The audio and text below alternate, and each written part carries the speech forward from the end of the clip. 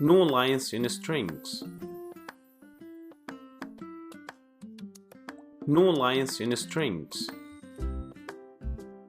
We can use no line in strings whenever we need to use it. Let's see how.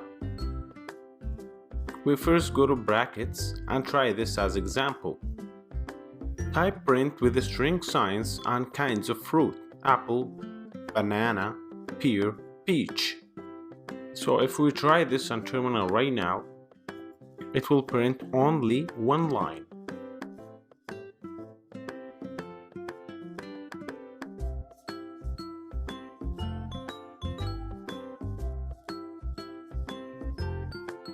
As you see here, it's printed all the fruit together in one single line.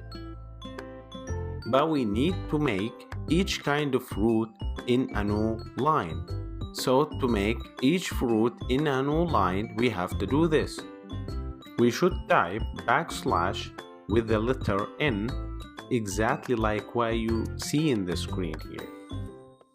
We actually can put it whenever we want the new line to be. Then save the file and try it on terminal.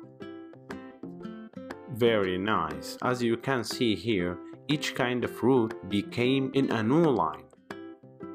Cool? Thanks for watching.